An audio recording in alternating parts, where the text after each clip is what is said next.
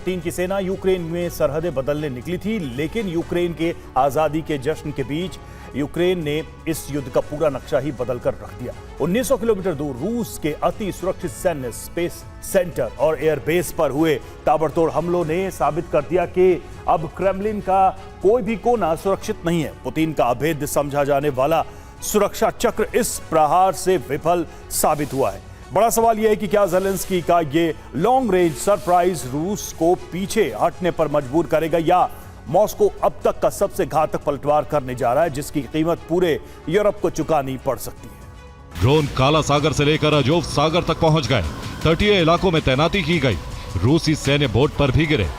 यानी यूक्रेन के पास intelligence input लगातार पहुंच रहा है। यूक्रेन की रणनीति स्पष्ट दिखाई दे रही है, जिसमें पहला टारगेट रूस की आंख और कान कहे जाने वाले सैन्य प्रतिष्ठान, दूसरा टारगेट रूसी वायुसेना के विमान और एयर डिफेंस सिस्टम, और तीसरा टारगेट रूस की अर्थव्यवस्था को चलाने वाले वेयरहाउस और लॉजिस्टिक सेंटर। यह इलाका यूक्रेनी सीमा से करीब 1800 से 1900 किलोमीटर दूर, वो इलाका जहां इससे पहले यूक्रेनी ड्रोन पहुंचने की खबर नहीं आई थी। शुरुआती रिपोर्टों के मुताबिक ड्रोन का संभावित निशाना रूस का प्लेसेत्स्क कॉस्मोड्रोम था। प्लेसेत्स्क कॉस्मोड्रोम रूस का प्रमुख सैन्य स्पेस सेंटर है। यह सैन्य सैटेलाइट लॉन्चिंग बेस भी है। यहां से weather satellite, communication satellite, radio signal intelligence satellite और इंटरकॉन्टिनेंटल मिसाइल परीक्षण से जुड़ा केंद्र भी है।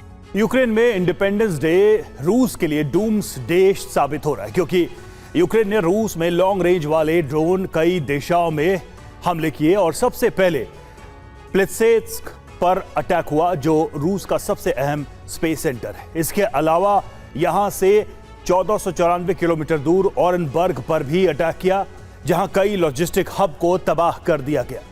इसके बाद ऑरेनबर्ग से 126 किलोमीटर 1261 किलोमीटर दूर निवोनोमिस्क में अटैक किया गया, जहां वेयरहाउस पर हमला किया गया, और नेविनोमिस्क से 234 किलोमीटर दूर क्रास्नोदर में भी यूक्रेन ड्रोन से कोहराम मचा चुका है, जहां एग्री लॉजिस्टिक हब को नुकसान पहुंचा है। इससे आगे 1177 किलोमीटर दूर आकुलोवो में मौजूद वेयरहाउस को टारगेट किया गया, जहां भारी तबाही हुई, और इस तरह से यूक्रेन ने लंबी दूरी से रूस में 360 डिग्री हमले किए, जिससे रूस बौखला गया है। और यूक्रेन ने कई बड़े हमले उस वक्त किए जब वहां इंडिपेंडेंस डे की तैयारी चल रही थी, लेकिन रूस में बारूदी आतिशबाजी हो रही थी। इस दौरान यूक्रेन ने अनापा एयरबेस को टारगेट किया, जो यूक्रेन बॉर्डर से 400 किलोमीटर दूर है, जहां यूक्रेन ने रडार स्टेशन पर अटैक किया, जिससे बड़ा नुकसान हुआ है। इसके बाद एविएशन सेंटर पर हमला किया गया। यह स्वॉर्म ड्रोन अटैक था।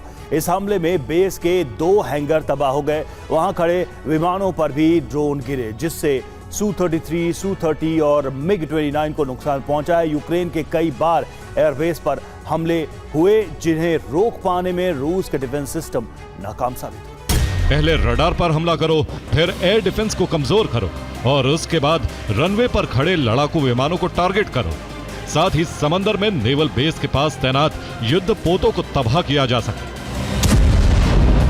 यानी आसमान और समंदर में मुकाबला करने से पहले दुश्मन को जमीन पर ही खत्म कर दिया जाए। रूस अब यूक्रेन के हर हमले का हिसाब चुकता कर रहा है। यूक्रेन में रूस की कई तेल रिफाइनरीज तो नहीं है, लेकिन रूस ने अब वाइल्ड बेरीज के गोदाम पर हुए हमलों का बदला लेना शुरू कर दिया है। रूस ने अब उसी का फॉर्मूला काम करना शुरू किया जो अब तक यूक्रेन कर रहा है। यूक्रेन का मकसद रूस की सप्लाई लाइन को नष्ट करना था। अब यही मिशन रूस ने शुरू कर दिया है। बर्फबारी से पहले यूक्रेन को बहुत लाचार बनाने के मकसद से रूस ने यूक्रेन के सप्लाई लाइन को नष्ट करना शुरू कर दिया है। यूक्रेन की सरकारी डाक सेवा तक को निशाना बनाया जा रहा है। फैक्ट्री, गोदाम और उसके बाद रिटेलर से घर घर तक सामान पहुंचाने के पूरे सिस्टम पर प्रहार हो रहा है। रूस अपने दुश्मन देश की पूरी सप्लाई सिस्टम को नष्ट करने का मिशन शुरू कर चुका है, जिसमें पहला टारगेट कारखाने है, दूसरा टारगेट गोदाम है, तीसरा टारगेट शॉपिंग सेंटर्स हैं, और चौथा वो नेटवर्क जो घर घर तक सप्लाई करने की जिम्मेदारी निभा रहा है। रिपोर्ट के मुताबिक पुतिन ने 4 अलग अलग टीमें बना दी हैं। पहली टीम का काम यूक्रेनी सेना से जुड़े कारखानों को नष्ट करना है। दूसरी टीम सप्लाई नेटवर्क को खत्म करेगी। तीसरी टीम बिजली और हीटिंग सिस्टम नष्ट करेगी। चौथी टीम रेल नेटवर्क को तबाह करेगी। पहला, सेना की सप्लाई लाइन को बंद करना है। दूसरा, आम लोगों तक सामानों की सप्लाई रोकना है। तीसरा लेवल, विदेश से जुड़ी सप्लाई लाइन काटना है। यूक्रेन जैसे जैसे रूसी e commerce company wild berries के गोदामों को जला रहा है, वैसे ही रूस अब यूक्रेन की ई कॉमर्स कंपनियों को निशाना बना रहा है। सबसे बड़ी कंपनी रोजेत्का का सेंटर डिस्ट्रीब्यूशन सेंटर नष्ट हो चुका है और नोस और फौजी जैसे बड़ी कंपनियों के कई गोदाम जल चुके हैं। एपिसेंटर कंपनी के 2 बड़े परिसर भी तबाह हो चुके हैं। जर्मन कंपनी लिक्वी मोली के गोदाम नष्ट हो चुके हैं, जिसकी वजह से वाहनों के रखरखाव की सप्लाई चेन खत्म हो गई है। रूस ने कई कोल्ड स्टोरेज पर भी हमले किए हैं। रूस ने यूक्रेन के ब्रोवरी में कई फैक्ट्रियां नष्ट कर दी हैं।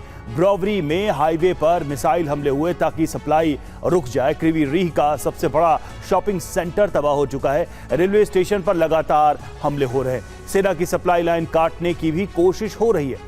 फायर पॉइंट सेना से जुड़ी फैक्ट्री है जिस पर हमला हुआ है। यहाँ फ्लेमिंगो मिसाइल निर्माण का केंद्र है और एनातोव प्लांट पर हमला किया गया, जहां विमानों के मरम्मत का काम होता है। यहाँ सेना के विमानों का रखरखाव भी होता है। ज़ेलेंस्की दावा कर रहे हैं कि वाइल्ड बेरीज पर हमला इसलिए किया जा रहा है क्योंकि यह कंपनी रूस के लिए सैन्य सामान की सप्लाई करती है और सेना की मदद करती है। रूस में 3 लाख सैनिकों की भर्ती होगी।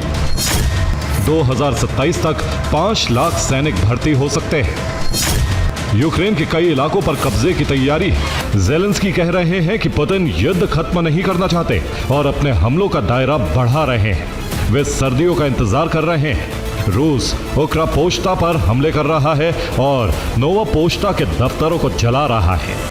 और यूक्रेन में door to door supply chain को भी नष्ट किया जा रहा है। रूसी सेना ने ओक्रा पोस्टा, जो कि यूक्रेन की सरकारी डाक सेवा है, और नोवा पोस्टा, जो एक निजी लेकिन बेहद बड़ी कुरियर कंपनी है, दोनों को निशाना बनाया है। इन दोनों पर ही यूक्रेन में पार्सल कुरियर पहुंचाने का जिम्मा है। यूक्रेन में पेंशन बांटने की जिम्मेदारी ओक्रा पोस्टा की है। नोवा पोस्टा की 15 देशों में भी शाखा है, जिससे विदेशी कुरियर यूक्रेन आते हैं। इन दोनों पर हमले से यूक्रेन में सप्लाई नेटवर्क प्रभावित हो सकता है। कार्गो और वित्तीय सेवा भी प्रभावित हो सकती है, क्योंकि नोवा पोस्टा का एक वित्तीय ऐप भी है।